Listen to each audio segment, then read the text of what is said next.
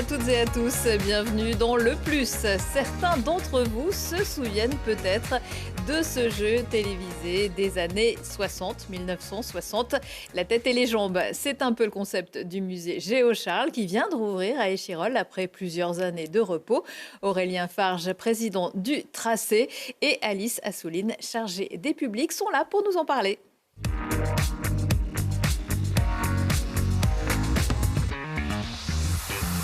Bonjour à tous les deux.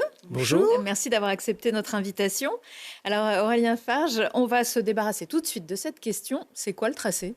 Alors le tracé, c'est un équipement public qui a été créé par la municipalité pour gérer 3 équipements importants de la ville d'Échirolles que sont le musée Géo-Charles, le centre du graphisme et le musée de la viscose, mais également pour gérer l'intervention dans tout le domaine des arts visuels pour la ville, que ce soit en milieu scolaire, auprès des associations, pour les maisons des habitants ou encore auprès des publics et des Échirolloises et des Échirollois. Ce sont les 3 seuls musées d'Échirolles.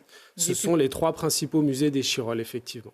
Pourquoi le musée Géo-Charles est-il resté fermé pendant plusieurs années, pendant 4 ans ? Oui, alors effectivement, le musée Géo-Charles est resté fermé pendant quelques temps. En fait, le musée Géo-Charles n'avait pas d'exposition pendant quelques temps. Le musée n'était pas fermé puisque Alice, qui est à côté de moi, a pu assurer de l'accueil du public, notamment au travers d'ateliers auprès de personnes scolaires, etc. C'est lié à une restructuration de l'équipe qui a fait suite à la création de l'EPA. Quelques difficultés. L'EPA, le Tracé, l'établissement l'EPA, le public. Tracé, tout à fait. Qui a fait suite aussi à une petite difficulté sur la direction, on va le dire en toute transparence, la difficulté à reconstituer une équipe, ce qui est le cas aujourd'hui, mais c'était également lié à la gestion finalement du fonds documentaire qu'on a de Géo-Charles, parce qu'il faut savoir qu'on a des réserves, on a des conditions effectivement de traitement des œuvres qui sont particulières, on a un travail de récollement à faire. Tout ça, c'est quelque chose qui est assez lourd finalement, qui demande du travail.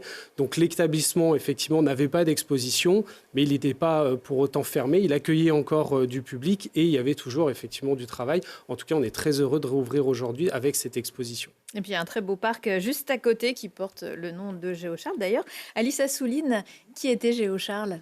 Alors, Géo-Charles était un passionné d'art, collectionneur, grand sportif. Et ce qu'il faut savoir, c'est que Monsieur Géo-Charles n'a jamais habité dans le musée Géo-Charles. En fait, le collectif Cartes, les commissaires d'exposition, ont travaillé sur cette exposition comme une carte d'identité du musée Géo-Charles. Donc le musée Géo-Charles a eu plusieurs passés, a eu plusieurs propriétaires. Le premier propriétaire a été un médecin de campagne. Puis ensuite, le musée Géo-Charles a accueilli le service sport-culture. Et ensuite, la donation avec les collections du musée Géo-Charles. Donc il y avait quand même un petit lien, mais le lien de Géo-Charles avec Échirolles ? Le lien de Géo-Charles avec Échirolles, c'est une rencontre entre Lucienne Géo-Charles. On parle de quelles années à peu près ? On est dans les années 1980. Le service sport-culture habite le musée Géo-Charles et Lucienne Géo-Charles propose de donner la collection de Monsieur Géo-Charles au service sport-culture et à la ville d'Échirolles, à condition que celle-ci soit valorisée et montrée. Et vous en êtes bien occupé. La réouverture se fait donc avec cette exposition Géo-Charles, une histoire échirolloise qui marque aussi un anniversaire. Tout à fait, l'anniversaire des 40 ans finalement de ce patrimoine que l'on a sur Échirolles.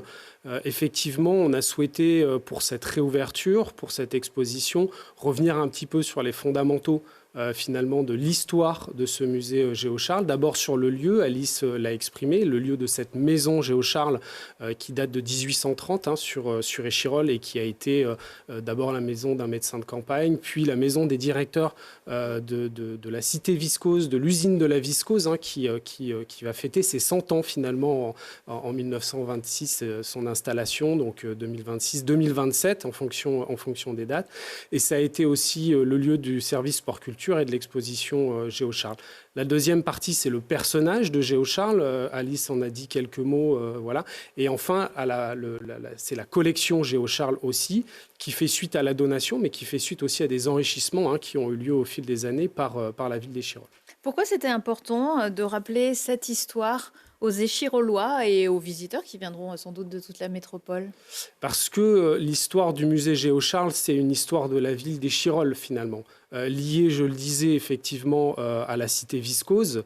Il faut savoir que la ville d'Échirolles, finalement, c'est l'implantation de la cité viscose qui fait qu'on est passé à un moment donné d'un village à finalement une ville ouvrière avec une augmentation très importante dans cette période de la population. C'est près de 40 nationalités qui se sont côtoyées au sein de la cité viscose. Donc il y a cette identité forte et l'histoire du musée Géo-Charles est d'abord liée effectivement à cette histoire de la viscose, y compris aussi à des maires. Je pense notamment à Georges Cuillou, qui a été maire en 1945, donc à la Libération, qui a participé à la création de ce service sport-culture, avec également Joe Perly, qui était directeur du service.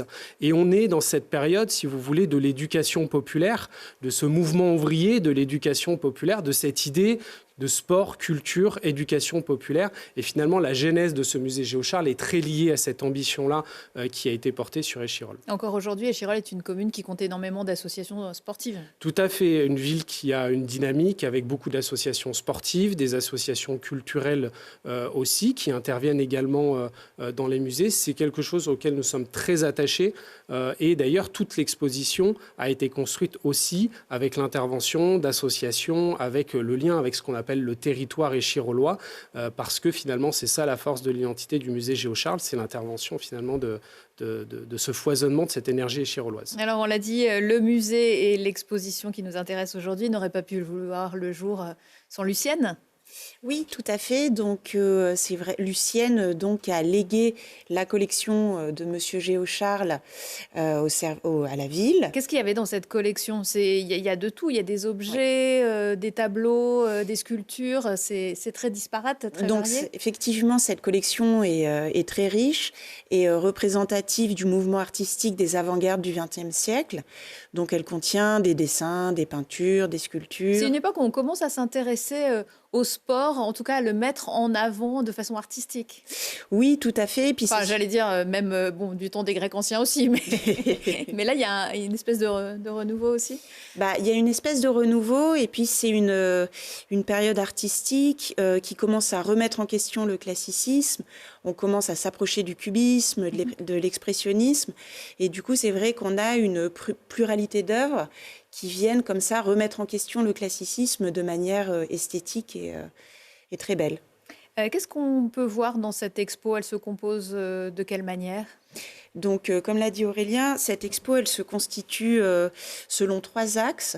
Donc, on a tout d'abord un historique du musée. On vient recontextualiser le musée. Ensuite, il y a une salle qui vient refléter la personnalité de Monsieur Géo-Charles. On est vraiment dans son intérieur. Cette salle est immersive. On vient retrouver des objets qui lui appartenaient, etc. Quand on monte à l'étage, on a un mélange des collections donc de Monsieur Géo-Charles et des acquisitions d'art contemporain. Donc on a comme ça un jonglage entre les donations et les acquisitions qui est très intéressant parce qu'elles viennent justement confronter 2 périodes d'art. On peut se laisser guider, mais on peut aussi profiter évidemment des différentes animations qui vont être proposées tout au long du temps de cette exposition. Effectivement, donc on propose différentes choses. Nous faisons appel à une artiste intervenante qui s'appelle Coralie Simé, qui travaille sur le territoire et notamment avec les scolaires, échirollois principalement. Donc les ateliers vont autant de la linogravure à la création de fanzines, à l'atelier de peinture. Enfin voilà, elle propose différents ateliers, tous aussi intéressants les uns que les autres.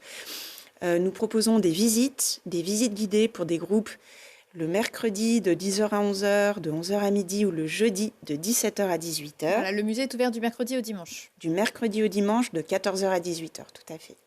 Est-ce que alors cette exposition doit se terminer fin juillet, je crois? Est-ce que le musée va refermer ou il y a une autre exposition ou un bout d'exposition permanente? Alors l'objectif, c'est de faire en sorte qu'on n'ait plus de coupures aussi longues qu'on a pu effectivement le connaître. Maintenant, est-ce qu'il y aura une période nécessaire, hein, parce qu'il y a le déplacement des œuvres, il y a la construction d'une nouvelle exposition qui doit se faire. Il faut savoir que gérer un patrimoine comme Géocharles, il ne suffit pas simplement de décrocher les tableaux et puis de les ranger et puis d'en ressortir d'autres, hein. Malheureusement, ça demande, ou heureusement, ça demande effectivement une gestion un peu particulière avec une technicité particulière. Mais en tout cas, l'objectif est bien sûr de retrouver un rythme d'exposition régulier au sein du musée Géocharles. Maintenant qu'on peut accueillir avec cette belle exposition, l'objectif est de continuer avec de nouvelles choses, de nouvelles idées qui seront proposées. Merci beaucoup à tous les deux, Alice Assouline et Aurélien Farge. Et puis à très bientôt au musée Géocharles. À bientôt.